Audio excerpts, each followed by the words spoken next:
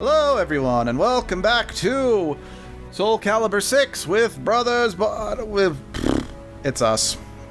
Hello. Yeah. Hello. Seeing someone linked to the swords, I made my way towards the distant mountains, hearing the sounds of battle. I crept forward carefully until I saw two warriors engaged in battle.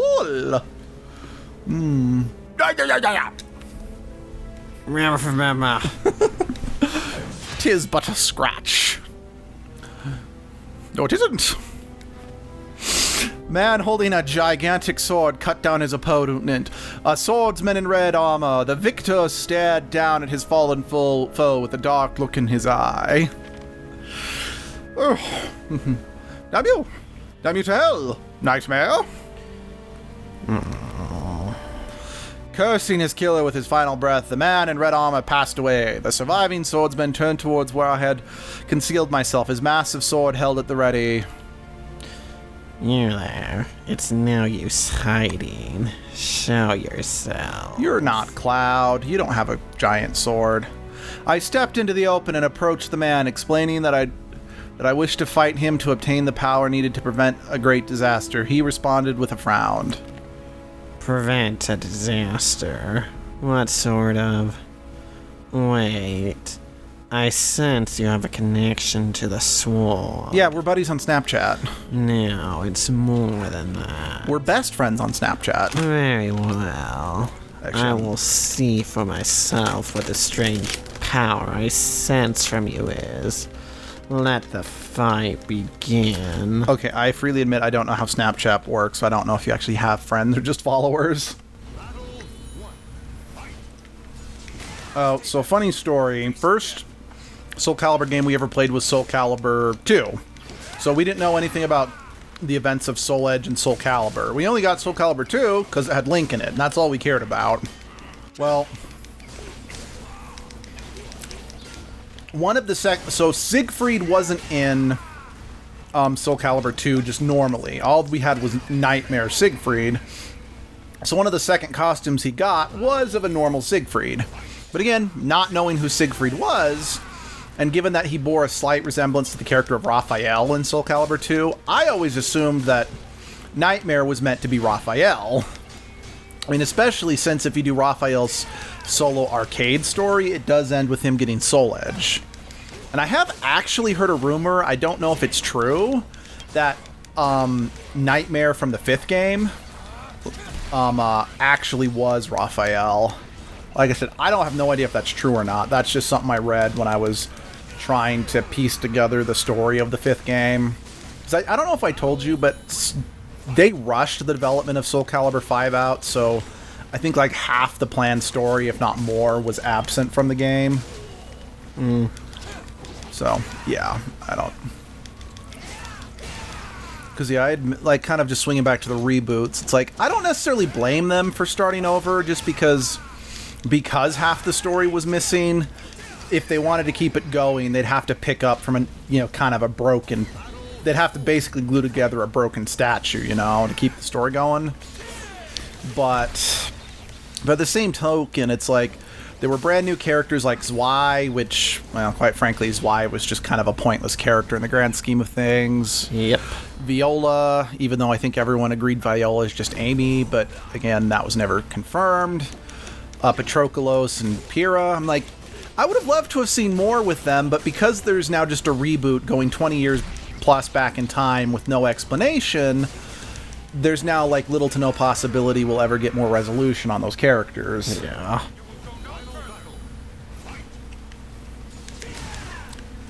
I mean, granted, I personally didn't like Zwei's fighting style, so I'm not too broken up about that fighting style not getting brought back, but...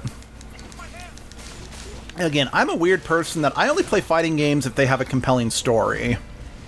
Now, admittedly, I bought Soul Calibur 5, thinking that it was going to have a compelling story, and, well, it kind of did, but it didn't involve Ezio whatsoever, making him... I think I might have complained about this on, you know, camera, but just... The fact that there just wasn't any, like, post-arcade stuff like there was in 2, 3, and 4, it didn't feel like Ezio really had a reason to be there. Because take this game, at least Gro can show up in this side story, you know? Or not grow, Geralt.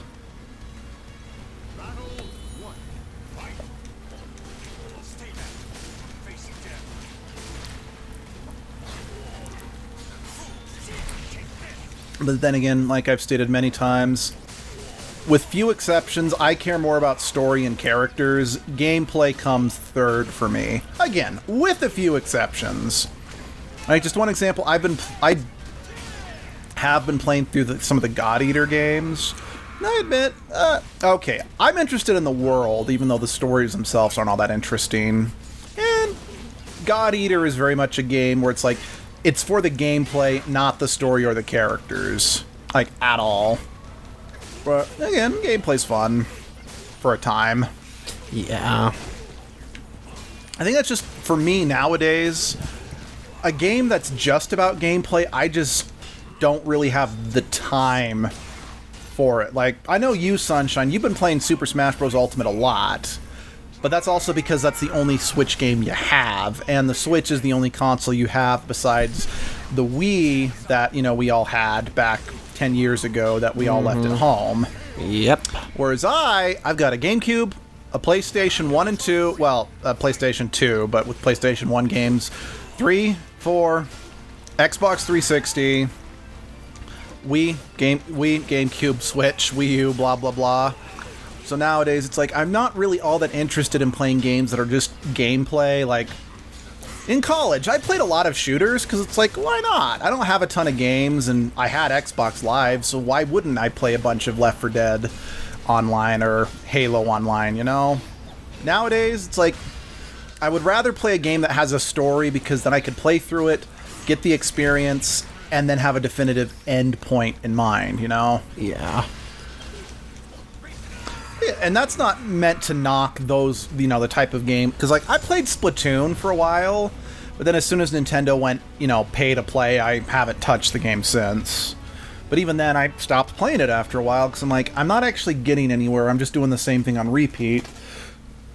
Which, again, isn't bad, because I've also stated in some videos, I used to love to play Smite, back before the community just got really toxic, in my opinion. That, or I'm just so terrible that the community comes across as more toxic because people are more likely to badmouth you if you're not perfection. Which is part of the reason why I never touch ranked matches and those sort of things, because it's not fun. Don't. The fight with the man awakened memories of a deadly battle for the control of Soul Edge!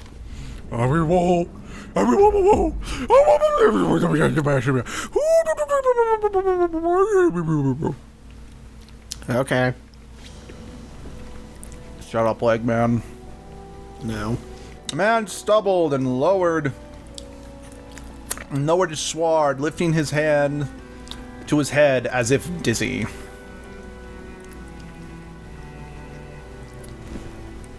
Why do my memories haunt me again? Did you get what you came for?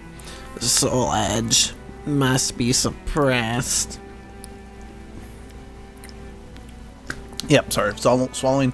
I asked the man why opponent called him Nightmare. Because that is who I am. I have to seal away Soul Edge, even if that means I must pay for my sins for all eternity. Edgelord.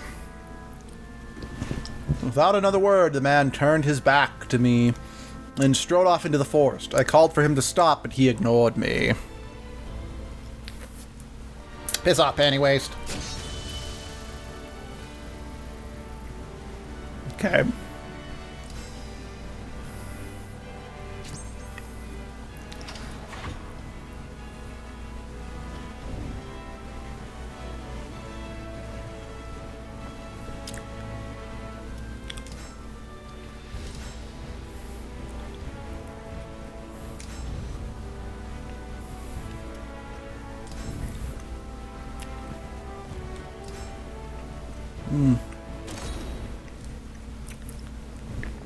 I had traveled long and far and battled a number of skilled warriors, but by the time a messenger from Aval found me, Natalie and Dion wanted to meet, so I set off without delay. Avel has been gathering its forces near Ostrogov Castle. I glanced over my shoulder, and Zosimel stared at me intently. As always, he did simply appear out of thin air. Your destiny has become closely entwined with the swords. Whatever your connection is strong enough to master the blades, I do not. You should be able to retrieve one from the astral chaos. Temporarily, at least, but before you do... With deadly silence, Zosimel readied his enormous blade. Mine's bigger. This is your final test. Show me your power. Even if you can't claim one of the swords, you will die if unable to master it. It'll be multiple choice. You are allowed to listen to music, but calculators must be left in your backpack. Shit. Now, does anyone who grew up in the 80s and 90s remember teachers saying you need to memorize the multiple times tables because you're not going to always have a calculator with you? And then cell phones came along? Anyone? Anyone?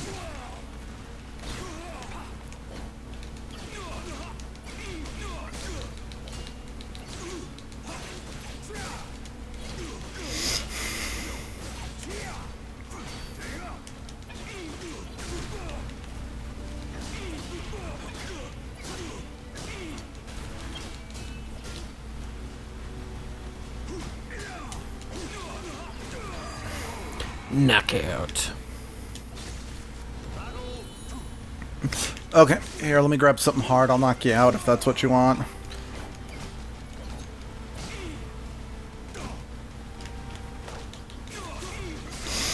Oh my.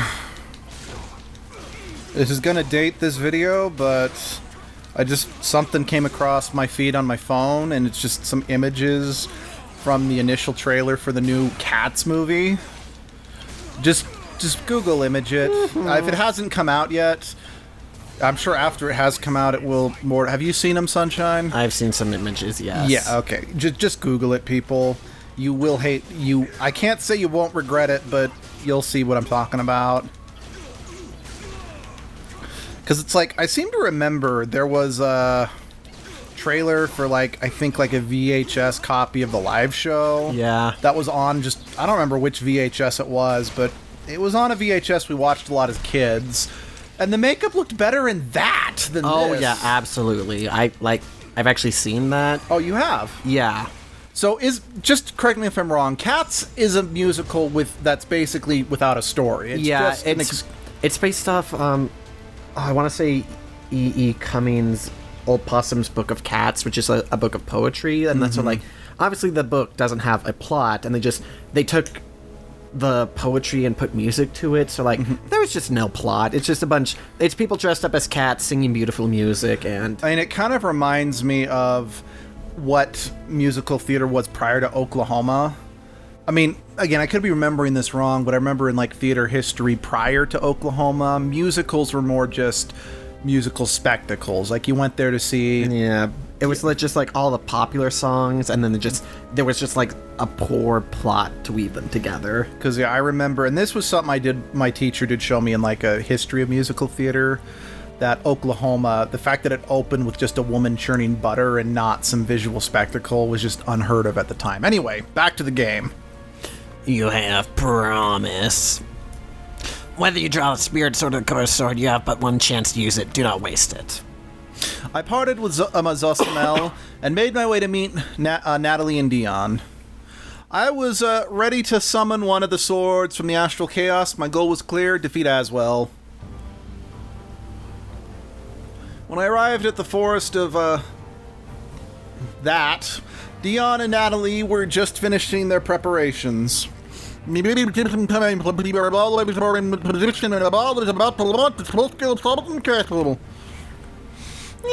Jesus is human with the hidden edge chamber at the heel of the chosen. This way is we must be. Leave you need to wait orders as well as to pay for the fees with me stratagems and tricks. Someone has seen an opportunity to strike him down, take it. Okay, I'll bring a gun. Let's know. Well, That is an episode. Okay. Bye, y'all. What? Yeah, that'll do.